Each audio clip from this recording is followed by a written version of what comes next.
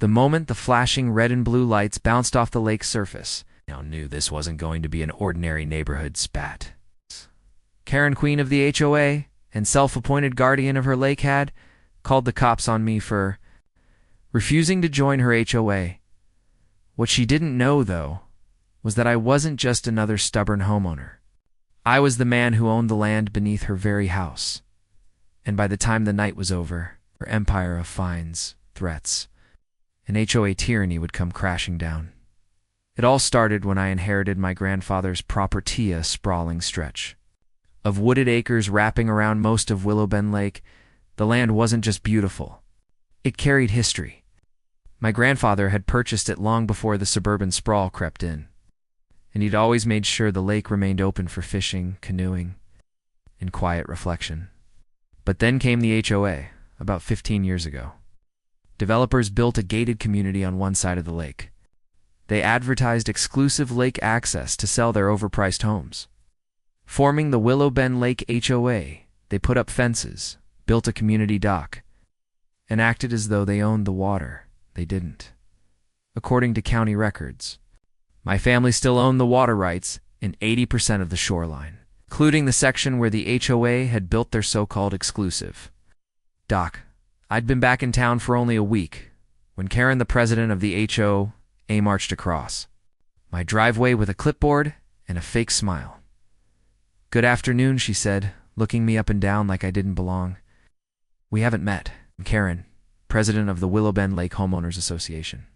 Since you're living here now, I'll need you to sign the HOA membership agreement." I blinked. "Excuse me." She handed me a packet of papers filled with fine print, monthly fees, and rules about everything from mailbox colors to how long you could keep a canoe tied up. "I don't think you understand," I said carefully. "I'm not in your HOA. My land predates your subdivision." Karen let out a tight laugh. "Oh, everyone around the lake is part of the HOA, no exceptions. If you don't join, you won't be allowed to use the lake." Now that made me laugh. "Actually, I think you'll find it's the other way around." Her smile faltered, but she regained it quickly. "You'll regret this. We don't tolerate freeloaders. I'll give you 1 week to pay your initiation fees, or there will be consequences."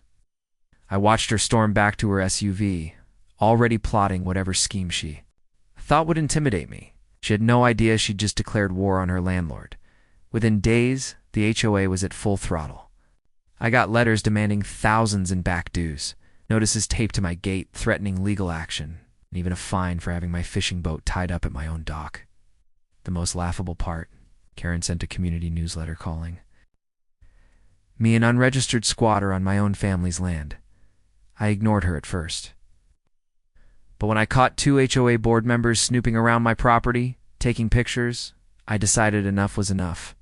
I drove down to the county records office and pulled everything: surveys, deeds, lake rights, easements. I wanted to be ready when she inevitably pushed things too far, and sure enough she did. It happened on a Saturday afternoon. I was cleaning up some brush near the shoreline when I heard sirens. 2 county sheriff deputies pulled up, lights flashing. Karen strutted behind them like she was leading a parade. "This is him," she announced. "He's trespassing on HOA property and refusing to comply with community rules.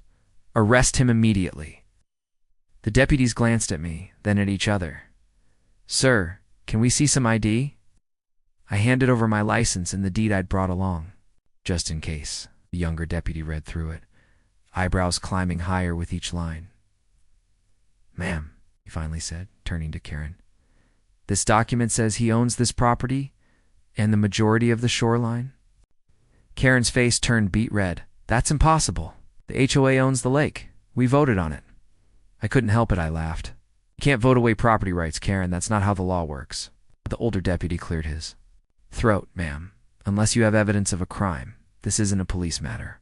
We're not here to enforce HOA rules." Karen's voice went shrill. "He's using our dock. He's stealing from the community. That dock I cut in is on my land, which means you've built it without permission. In fact, the HOA owes me rent for every year you've used it." The deputies gave each other a look that said, "We're not touching this one." They told Karen to back off and left. She was shaking with rage as she jabbed a finger in my face. "You'll pay for this. You have no idea who you're dealing with." I leaned in just enough for her to hear the calm in my voice. Neither do you. The next week, I filed a formal notice with the county. The HOA had built structures on my property without authorization.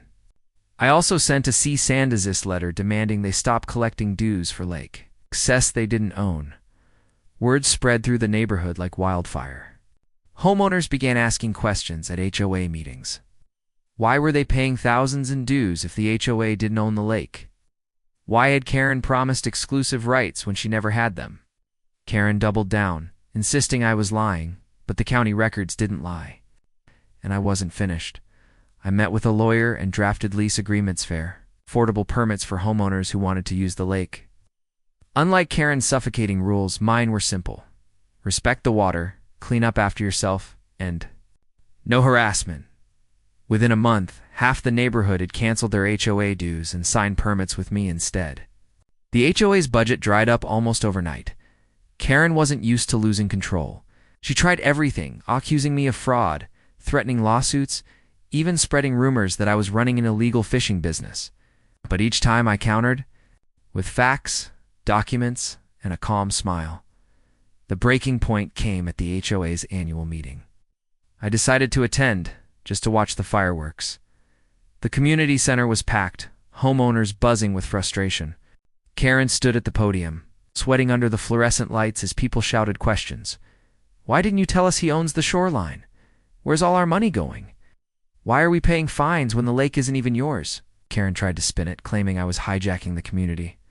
That's when I stood up, holding the deed high for everyone to see. This isn't a hijacking, I said clearly.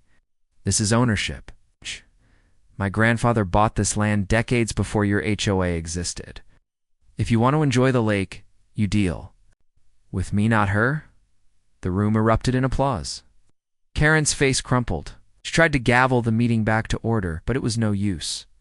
By the end of the night, the HOA board had voted her out as president. Humiliated, Karen still refused. To back down? She barricaded herself in her lakefront house, sending out angry emails about forming a new HOA. But then came the final nail in her coffin. The county zoning board ruled that the HOA's dock and fences were illegal structures on my property. They ordered them removed within 60 days, or else the HOA would face hefty fines. Guess who ended up footing the bill? Not me. Not the homeowners who had already switched to my permits. No, it was Karen who had personally signed off on the construction without its proper authorization.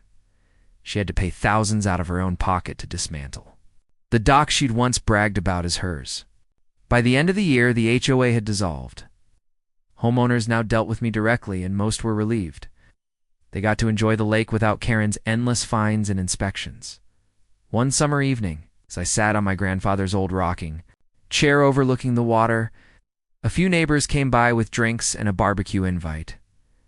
"We're glad you stood up to her," one of them said. "This place finally feels like home again." I smiled. Watching the sunset reflect off the calm surface of the lake, Karen had thought she was queen of Willow Bend Lake. But in the end, she learned the hard way she wasn't the ruler of anything. She was just a tenant. I was her landlord. Asterisk this. Story is just the beginning. There is so much more ahead. Subscribe to the channel to join me on this journey.